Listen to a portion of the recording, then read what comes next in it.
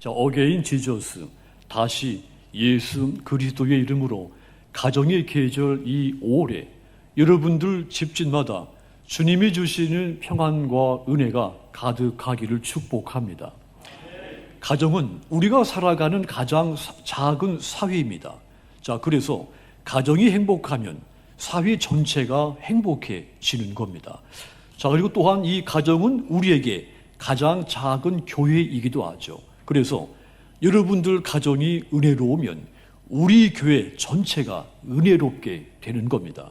그러므로 여러분들 가정 행복하고 평안이 있고 은혜가 넘쳐서 우리 교회가 은혜로 충만해지기를 주님의 이름으로 축원합니다. 영어에 가장 거룩한 단어 3가지가 있답니다. 어머니, 또 가정, 하늘나라. 그러니까 mother, home, heaven. 이 3가지를 영어에서는 거룩한 의미를 부여한답니다. 이 땅에서 가장 거룩하고 소중한 것이 부모, 가정, 그리고 하나님의 나라라는 말입니다. 좋은 부모, 좋은 가정은 하나님 나라의 모형입니다.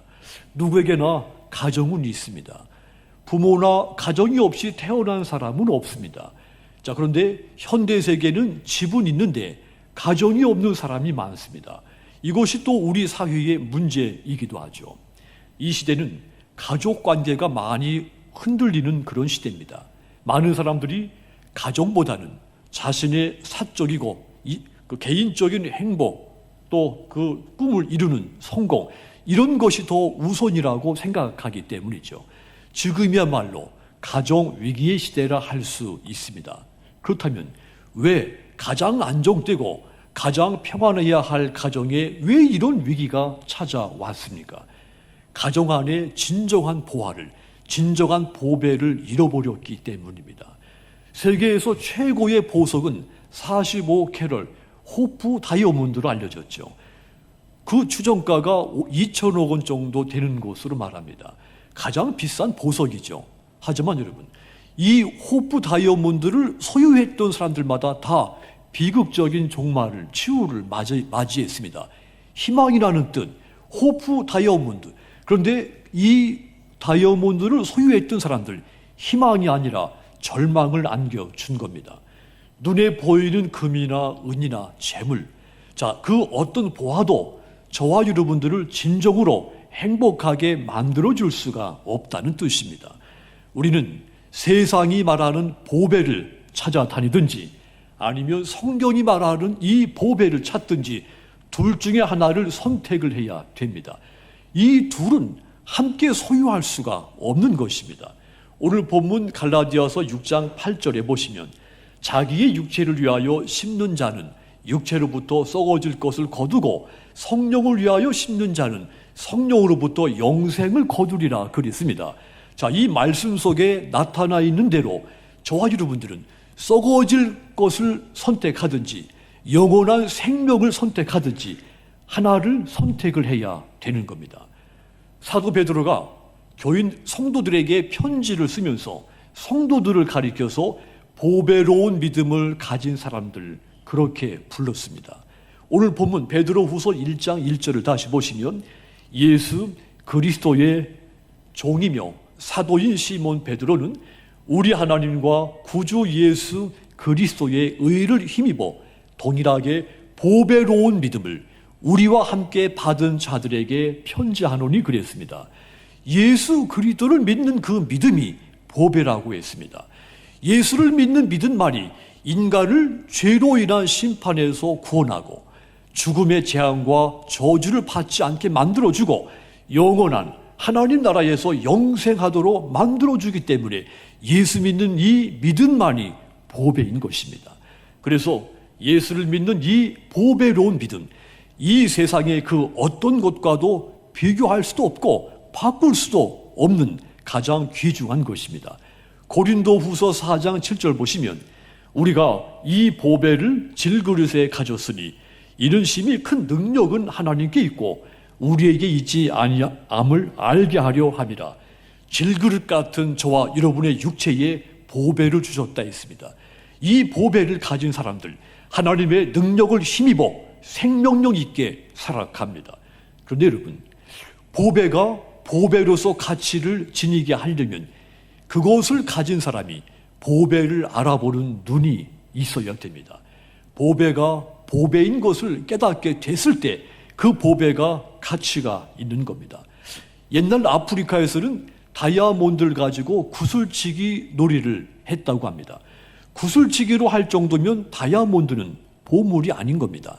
그러므로 가정의 달 이 5월에 여러분과 여러분 가족 모두가 진정한 보배를 발견하고 그 보배의 가치를 깨닫게 되기를 주님의 이름으로 축원합니다. 자, 그렇다면 여러분, 저와 여러분들의 가정이 어떻게 해야 진정한 보배를 발견한 보배로운 가정이 될 수가 있겠습니까? 가장 먼저 하나님의 말씀을 여러분 가정의 기초로 삼으시기를 부탁을 드립니다. 말씀이 기초가 된 가정이 보배로운 가정이 되는 것입니다. 창세기 2장 18절 보시면 여호와 하나님이 이르시되 사람이 혼자 사는 것이 좋지 아니하니 내가 그를 위하여 돕는 배필을 지으리라 하시니라. 이르시되, 이 말을 주목하십시오. 이 말은 하나님이 말씀을 선포했다는 말입니다. 하나님께서 말씀으로 사람이 혼자 사는 것이 좋지 않아서 돕는 배필을 지어줬다는 이야기죠. 가정을 만들어줬다는 말입니다. 그러니까 가정은 하나님의 말씀이 기초가 돼서 탄생한 것입니다. 믿음으로, 이 말씀으로 탄생된 가정이라면 마땅히 하나님의 말씀을 그 가정의 기초로 삼아야 되는 겁니다. 이것은 마땅한 일입니다. 말씀을 기초로 삼은 가정은 거센 폭풍우를 만나도 침몰하지 않습니다. 앞을 향해서 하나님을 향해서 이 가정들은 끊임없이 나아갈 수가 있습니다. 맥스 루케이도라고 하는 사람이 이런 글을 남겼습니다. 진리를 잘 지킨다면 안전한 항해를 보장받는 것이나 다름이 없다. 진리를 무시하면 현실의 울퉁불퉁한 암초에 부딪히게 될 것이다. 지옥을 두려워하는 것 이상으로 하나님을 사랑하라. 자, 진리를 지키는 사람, 진리를 무시하지 않는 사람, 그런 사람이 인생의 항해를 잘 할 수 있다는 이야기입니다. 하나님의 말씀은 진리입니다. 말씀을 지키는 사람, 이 말씀을 무시하지 않는 사람이 인생의 항해, 믿음의 항해를 잘 할 수 있는 겁니다. 시편 119편 105절도 보시면 주의 말씀은 내 발의 등이요 내 길의 빛이니이다 그랬습니다. 이 시인이 하나님의 말씀을 등과 빛이라고 고백했습니다. 등과 빛이 필요한 것은 어두운 곳입니다. 밝은 곳에는 등이 빛이 필요 없습니다. 그런데 우리 인생길은 밝은 길만 있는 것이 아닙니다. 어디로 가야 할지, 어떤 길로 가야 될지 가늠할 수 없이 아무것도 보이지 않는 캄캄할 때도 있습니다. 이런 캄캄한 인생길에서 우리 길을 가장 안전하게 밝혀주는 것이 하나님의 말씀인 겁니다. 하나님의 말씀이 우리 인생길을 비추는 등이요 빛인 것입니다. 그래서 우리에게 빛이요 등이신 이 진리의 하나님의 말씀을 우리 가정의 기초로 삼아야 되는 겁니다. 그리하면 우리 가정 튼튼한 보배로운 가정이 됩니다. 오늘 본문 갈라디아서 6장 6절도 보십시오. 가르침을 받는 자는 말씀을 가르치는 자와 모든 좋은 것을 함께 하라 그랬습니다. 하나님의 말씀을 배우는 사람, 그것을 가르치는 사람과 좋은 것을 함께 나누라고 했습니다. 우리는 교회가 되었든지 가정이 됐든지 어떤 모양이든지 가르침을 받게 되죠. 가르치기도 하고 가르침을 받기도 합니다. 특별히 가정은 사회생활의 기초를 배우고 또 신앙의 기초를 배우는 곳이 가정입니다. 여기서 강조된 것이 하나님의 말씀을 가르치고 배우는 것입니다. 자, 그러니까 가정은 하나님의 말씀을 가르치고 배우면서 좋은 것을 함께 나누는 작은 교회인 겁니다.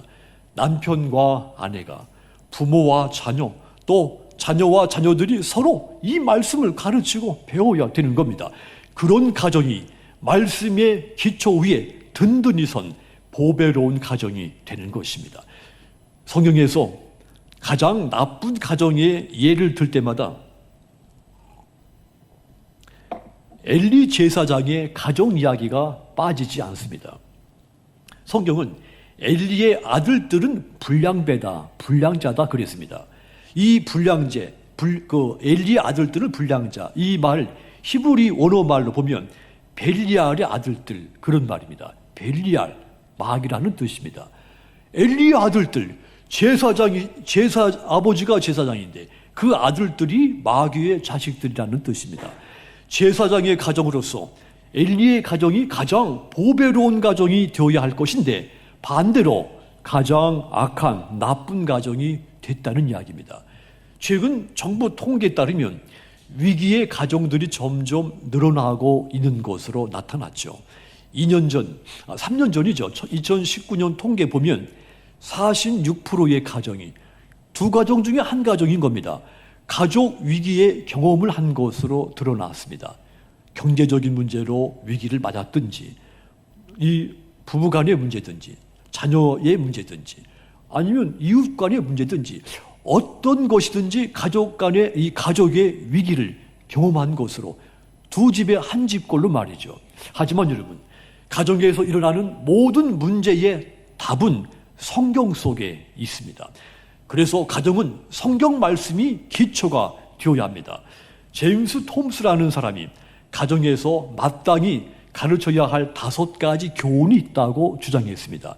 첫 번째가 하나님에 대한 경건이 있어야 되고, 둘째는 이웃에 대한 사랑, 셋째는 권위에 대한 존경, 네 번째는 말씀에 대한 순종, 다섯 번째 자기에 대한 절제. 이것이 가정에 있어야 할 교훈이라고 했습니다.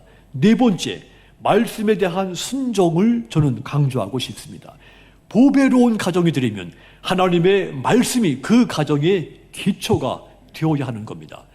조상적부터 내려오는 가훈도 중요한 것이죠. 부모님의 가르침도 더없이 중요합니다. 하지만 여러분, 가훈이나 부모님의 가르침은 하나님의 말씀보다 더 우선되고 중요할 수가 없습니다.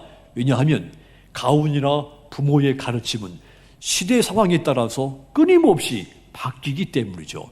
금년에는 우리 가훈이 진실하게 살자인데 내년도 가훈이 우리 다 행복하게 살자, 건강하게 살자, 이렇게 가훈은 바뀝니다. 부모님의 가르침도 시대 상황에 따라서, 환경에 따라서 바뀌죠. 하지만 여러분, 하나님의 말씀은 영원히 변하지 않습니다. 바뀌지 않습니다. 그러므로 말씀으로 여러분 가정의 기초 삼으시기를 부탁드립니다. 하여 여러분의 가정이 거센 풍파를 만나도 흔들리지 않고 믿음의 반석 위에 든든히 선 보배로운 가정들이 다 되시기를 주님의 이름으로 축원합니다. 또한 여러분의 가정이 보배로운 가정이 되려면 또 한 가지 조건이 있습니다. 예수 그리스도가 여러분 가정의 기초가 되게 해야 됩니다. 예수님은 저와 여러분들의 집에 기초석이 되신 분입니다. 기초석은 건물을 지탱하기 위한 필수적인 반석입니다. 집의 기초석으로 말한다면 예수님이 최고의 기초석이신 겁니다.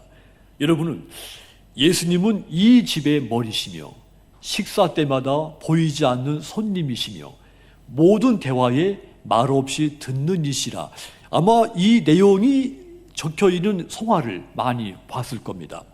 자, 이 성화 속의 내용처럼 예수님께서 우리 가정의 머리가 되게 해야 됩니다. 예수님이 우리 가정의 기초가, 우리 가정의 가장이 되시고 우리 집의 주인이 되게 해야 됩니다. 그런 가정이 보배로운 가정이 되기 때문입니다. 고넬료, 이달리아 군대의 백부장이었죠. 이방인이었습니다. 로마 사람이었습니다.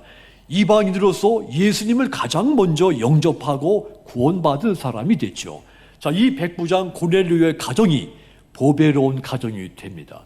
사도행전 10장 22절 보시면 그들이 대답하되 백부장 고넬료는 의인이요 하나님을 경외하는 사람이라.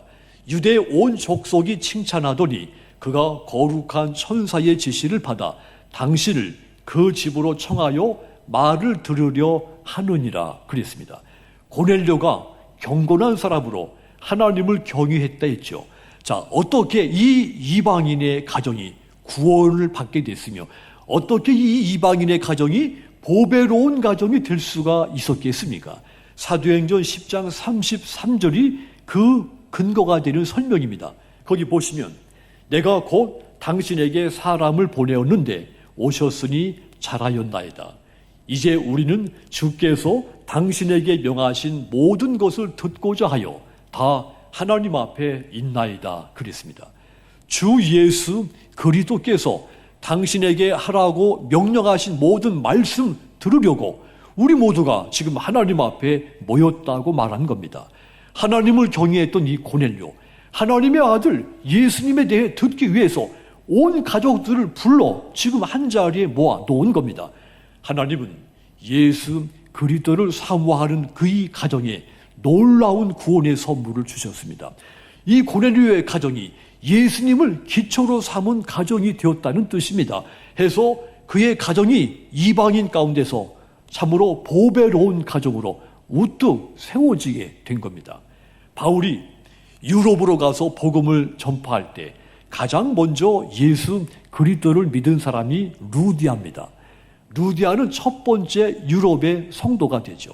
자, 이 루디아의 가정을 떠올려 보도록 하십시오. 그는 바울을 통해서 복음을 전해 들었습니다. 복음을 전해 듣고 복음이신 예수 그리스도를 영접합니다. 그리고는 자신과 온 가족이 다 예수의 이름으로 세례를 받습니다. 이 루디아의 가정이 예수님이 기초가 된 가정이 되었다는 증거입니다. 해서 유럽에서 첫 번째 보배로운 가정이 된 겁니다. 바울과 실라가 갇혀 있었던 이 빌립보 감옥, 그 간수의 가정도 마찬가지였죠. 그의 온 가족이 예수님을 믿고 세례를 받았습니다. 해요, 이 이방인의 가정에서 예수님의 기초가 된 그런 가정으로 달라지게 된 겁니다. 그의 가정은 빌립보에서 보배로운 가정으로 우뚝 세워지게 되죠. 누가복음 19장에 나오는 삭개오의 가정도 마찬가지입니다. 삭개오, 하나님이 싫어하는 사람, 유대인들이 가장 기피하고 멀리하는 세리였습니다. 하지만 이 예수님이 여리고로 지나가실 때 예수님을 보고 싶어하는 이 삭개오의 그 중심, 그 마음 때문에 예수님이 그의 집에 들어가셨습니다. 그때부터 예수님이 머무시는 가정이 된 겁니다. 예수님이 기초가 되는 그런 가정으로 변화가 된 겁니다. 삭개오의 가정이 배척을 받는 가정에서 보배로운 가정으로 달라진 겁니다. 사랑하는 성도 여러분, 예수님이 머리가 되시고 예수님이 가장이 되시는 가정, 예수님이 머무시는 가정, 예수님이 기초가 되는 그런 가정, 하나님 보실 때 가장 보배로운 가정인 겁니다. 그러므로 여러분들 가정 모두가 예수님을 영접하여 구원에 이르도록 더욱 기도하시기를 바랍니다. 하여 여러분 가정이 이 땅에서 가장 보배로운 가정들이 다 되시기를 주님의 이름으로 축원합니다. 또한 우리의 가정들이 보배로운 가정이 되려면 또 한 가지 조건이 있습니다. 감사가 우리 가정의 기초가 되게 해야 됩니다. 감사를 많이 하는 가정은 이 하나님이 보배로운 가정으로 만들어 줍니다. 불평하고 투정 부리고 그런 말을 많이 하는 가정은 보배로울 수가 없는 겁니다. 보배로운 믿음의 가정들은 자녀들에게 어렸을 때부터 감사하는 것을 가르쳐야 됩니다. 존 고트만이라는 사람이, 이 심리학자가 3,000쌍의 부부를 대상으로 행복 지수를 조사를 했습니다. 그때 전혀 예상치 못한 결과를 발견하게 됐죠. 행복한 결혼 생활하는 사람들, 그 사람들을 보면 감사의 말, 긍정적인 말을 많이 하더랍니다.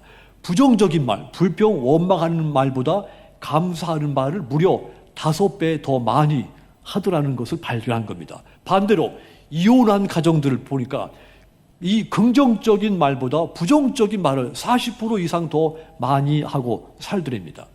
불평을 많이 하는 가정은 행복하지 못했고, 감사를 많이 하는 가정, 훨씬 더 행복 지수도가 훨씬 높은 것으로 나타난 겁니다.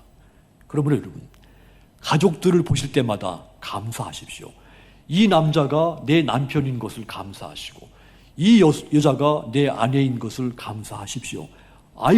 자녀들을 보며 나를 통해 이 땅에 태어나 준 것을 감사하시고, 부모님을 보시면서 나를 이 땅에 태어나게 하신 것을 감사하시기를 바랍니다. 가족들을 한 사람 한 사람을 볼 때마다 여러분들 마음속에 감사의 마음이 가득 차 있기를 부탁을 드립니다. 영국의 신학자인 윌리엄 로우라는 사람, 만족과 행복을 가장 빨리 찾는 비결, 범사에 감사하는 데 있다 그랬습니다. 영국의 시성으로 불리는 타고르라는 사람, 이분도 감사를 정의하기를 감사의 분량이 곧 행복의 분량이다 그랬습니다. 감사가 곧 행복인 겁니다. 그러니까 불평이 많이 하는 가정은 행복할 수가 없습니다. 감사를 기초로 삼은 가정이 어떤 환경에 만나도 행복한 가정, 보배로운 가정이 되는 겁니다. 사랑하는 성도 여러분, 여러분의 가정 하나님이 주신 가장 보배로운 가정이십니다. 이 보배로운 가정을 끝까지 지키기 위해서 감사를 여러분 가정의 기초로 삼으시도록 주님의 이름으로 부탁을 드립니다. 사랑하는 성도 여러분, 가정은 하나님이 주신 최고의 선물입니다. 여러분 가정에 하나님의 말씀이 있고 예수 그리스도가 기초가 되시고 주인이 되시고 언제든지 예수님이 여러분 가정에 머무시고 또 감사와 사랑이 넘치는 가정 되시기를 바랍니다. 하여 이 가정의 위기 시대 속에 살지만 하나님이 보시기에 가장 보배로운 가정, 은혜와 평안이 가장 넘치는 여러분의 가정 다 되시기를 주님의 이름으로 축원합니다. 기도하겠습니다.